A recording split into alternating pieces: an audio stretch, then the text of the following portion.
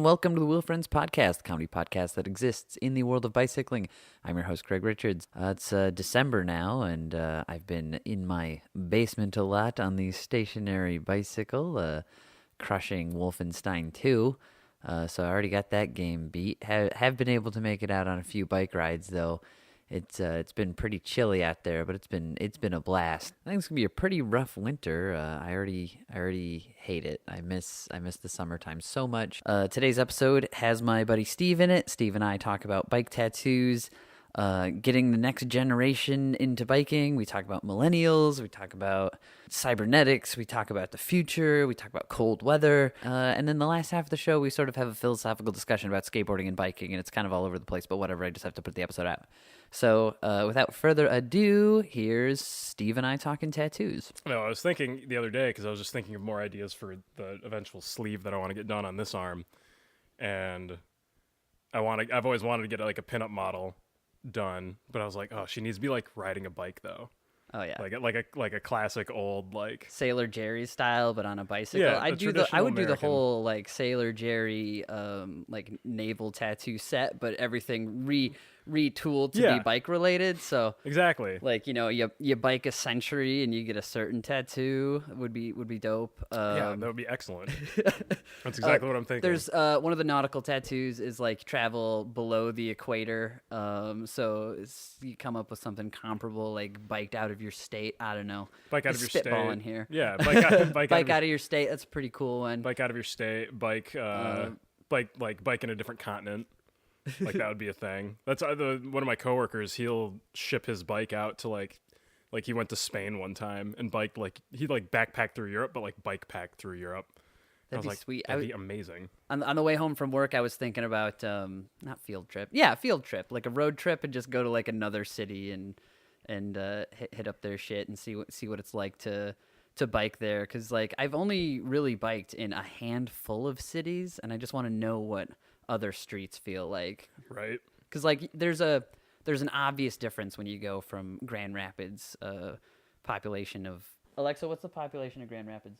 The population of Grand Rapids, Michigan is about 188,000.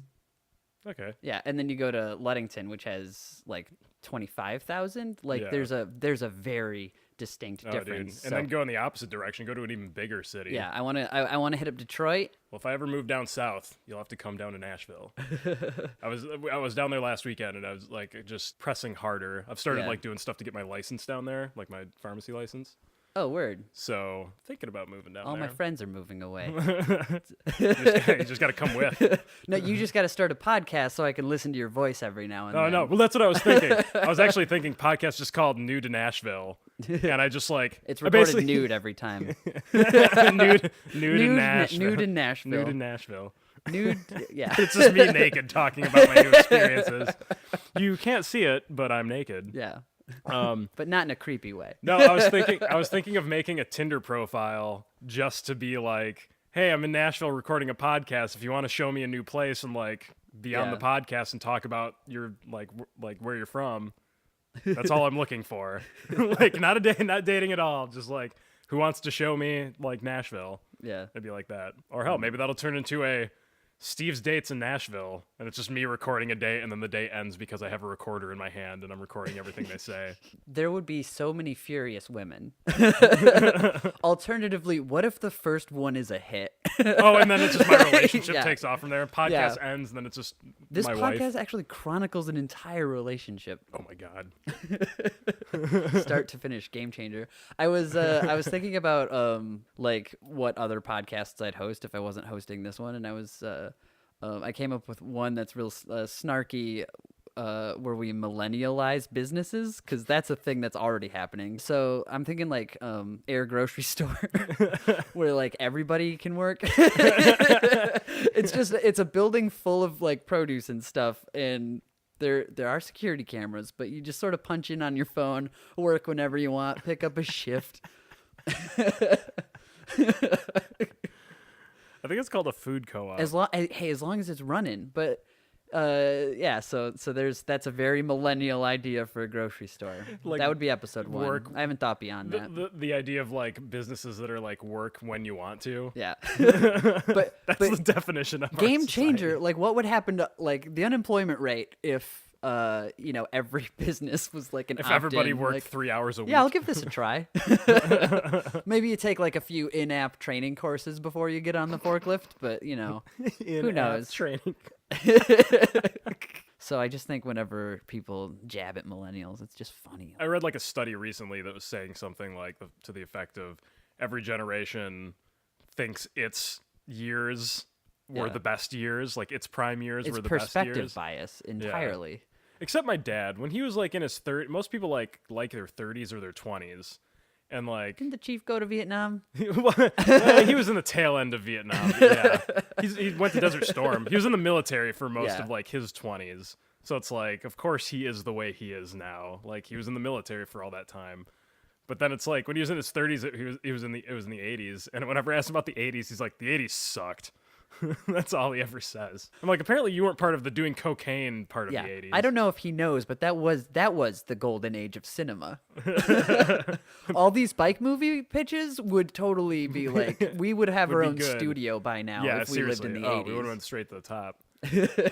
Like we would have written the bike version of Blade Runner. Yeah, I'm already seeing like the slight differences between us and the next generation, but like when you're so involved in like tech and trends and stuff, like I don't think we're gonna fall behind like our forebearers did. No, Is not that the right word? We're gonna Our say it as forefathers, foremothers. foreparents. No, until we start foreskin. Yeah.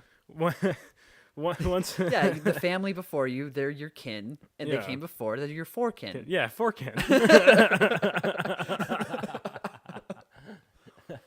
No, I think we'll be able to keep up until our great grandkids, so it won't even matter. Then again, we'll live to be 200. Who knows? Who knows what's gonna happen? But I feel like our great grandkids are gonna be the generation where they start testing out putting like technology in people. Yeah. So like once cyborgs start being a thing, Imagine how great bicycling's going to be. Here I was just wondering, how are we going to segue this back to bicycles? But now I can be a cyborg bicyclist? Are you kidding me? you've got like your on-dash display, like your on-screen display is like in your eyes, just in your vision. I feel like the first upgrade I'm going to get in my cybernetics is just a replacement back entirely. And knees, Back super and knees, Super super knees. back and super knees. That's what I'm getting. I want to be able to jump really high. Like I notice on the group rides and stuff that I don't think a whole lot of younger people are around in the bike community. Like I haven't put out like a survey or a census, but like There's not a lot of people like, what do you mean, in like the Like, under the age of like 24? yeah, that's what it feels like. It just feels like a handful. So it's mostly late 20s, early 30s, Yeah. late 30s, early 40s people and it's, who are into biking. and so like I'm worried a little, not like worried, but like that will die out.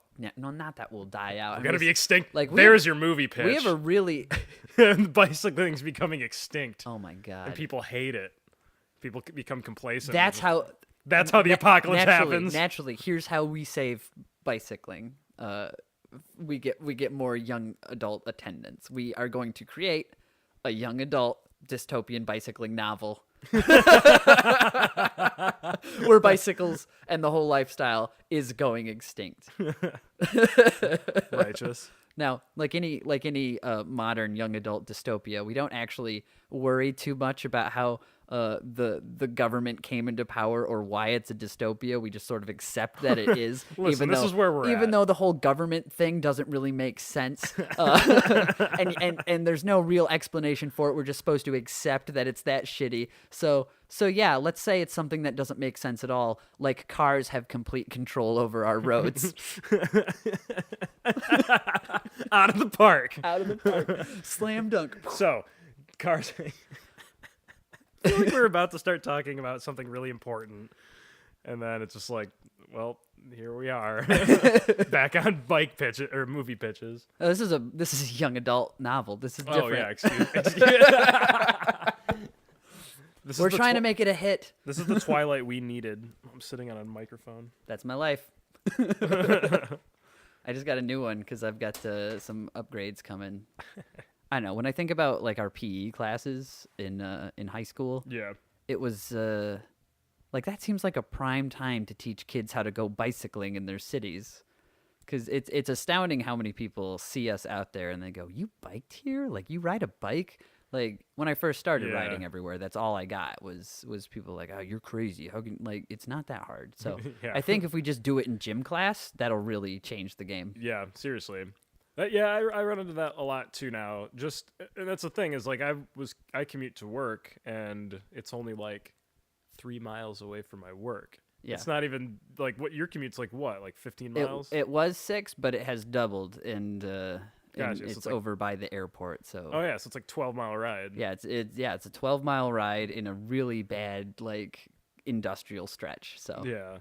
but 6 yeah, miles. your 3-mile commute. Are people like People are like, "Oh, you bike every day?" And I'm like, "Well, not if it's downpour raining. I Yeah. won't. I'm not that hardcore." just because it's but- convenient? That's Yeah, the biggest thing. Like, yeah, I'm dude. Then soaking wet. Like, yeah, then I'm soaking wet. I got to change all my clothes. Like, I don't want to do that. if the facilities are good, like, yeah, maybe. Well, I've got- if I have a stash of dry clothes there already, yeah, I'll get myself nice and turned on the ride. I've got my Turned waterproof with wetness. my waterproof bag and stuff, but or like in the snow, that sucks. Riding in the snow sucks. I'm not about to buy a fat tire bike just for that.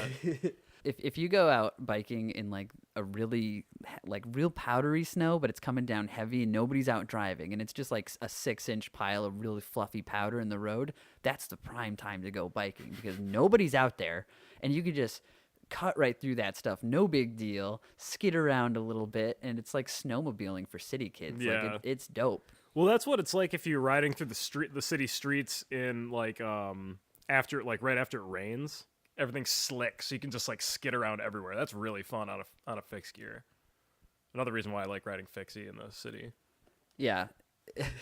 I have been skidding a lot more. Like I went out for a ride to see Dustin the other night, and you know, it was 34 degrees. Downtown was empty. Yeah. Like it was Yeah, well, it's the 11 beginning of p.m. this No, it was fall's 10. been fantastic because like it gets really cold late. People don't want to go out, so it's like Yeah. cool. It's I don't like, care. Thanks for my playground bag. Yeah, exactly. The road is mine. Riding through downtown on the way here was fun today. Yeah. Yeah, just I hadn't ridden fixed gear in a while, so I kind of like got a little dirty with it and just like was going really fast and skidding to stop everywhere, like especially down Lyon through the college. Yeah. Not like the technical route through the college, but just going down Lyon. Like I don't skid often, but when I do, it's online. when it's on that street, dude, Oh it's my God. steep. It's so steep. It's steep and it's long. You have to if you're riding fixed gear. Like you're Yeah. not gonna stop otherwise. But it's fun. But you get these really great, beautiful long skids, and you're just like a sliding angel. Yeah, exactly. People aren't looking at me, but I imagine everybody's turning around going like, whoa, Yeah. even though it's not that cool. I'm actually glad nobody can see me do it when I go. Like it's like maybe the I feel like a college kid. I feel like a douchebag, but it's still fun. I mean, I still love riding fixed, and there's still a decent community here. But it just, Yeah. it seems like it's tapered off. Yeah, it definitely has. I'm just glad it boomed when it did, because that's right. That's around the time that I bought mine. It was getting really popular and stuff. Yeah. Or my first one. It reminded me of like skateboarding in the 90s when Yeah. because like 90s skateboarding was like, and even like 80s 90s skateboarding, like that was cool up until MTV ruined it. So maybe we should just get fixed gears on MTV, and like it'll really peter out and get destroyed in the end, but maybe we'll bring in a whole lot of people. Right? Bam Margera kind of ruined it. Yes. Yeah, He brought in. Well, we talked about that documentary. It was great for the sport, but Yeah, it was great for the industry. and the industry. Like when Bam Margera was at his peak, Yeah, God. like it was become Almost a he made decade ago. he made it Hollywood. It was less about skating and more about Yeah. image. Whereas skateboarding used to be He about full on. He basically stopped skating. He was still sponsored, still raking in cash, still doing the show, But he doing was just- appearances, but never skating. yeah, he just was getting drunk and fucking around. And so like now it's like it's back to being about skating. It's back in the hands of the skaters. And it's not, good because Viceland did a show, or is doing a show with Thrasher, Oh yeah. King of the Road, which is it's a reality show, kind of, but it originated as like a skate tape that would come out every year where these teams would get together and just compete in Thrasher's King of the Road, and they had like a whole like scavenger hunt of stuff to do.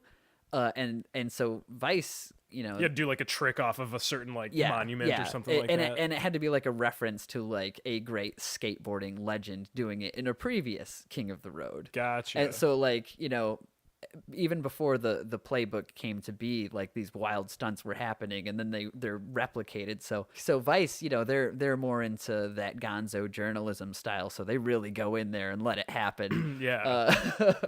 But so yeah, I guess it is refreshing to see it back in the hands, because it's also reminds me of like surfing in a way. And I've always said that biking is my surfing, because when you hear somebody talk about like surfing, it's not necessarily something that they're trying to win competitions. They just want to put their leg on that thing and go. They just want to ride like, a wave. They man. just want to hit that wave. Those tasty barrels.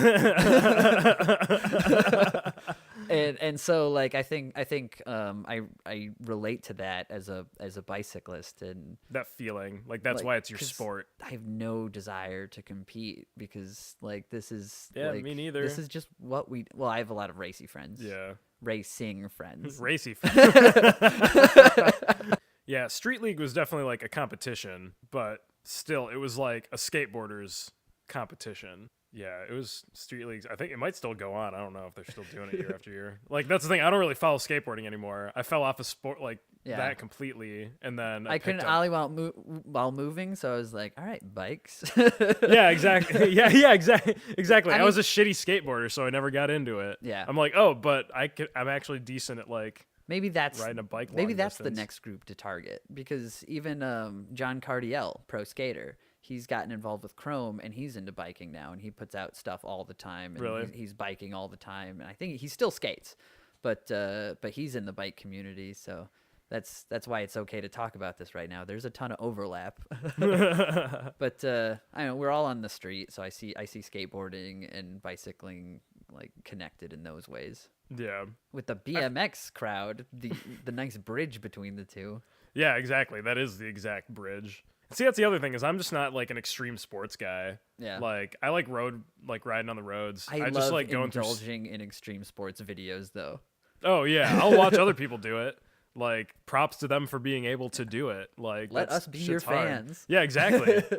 Like, there needs to be it in every medium that it can be in.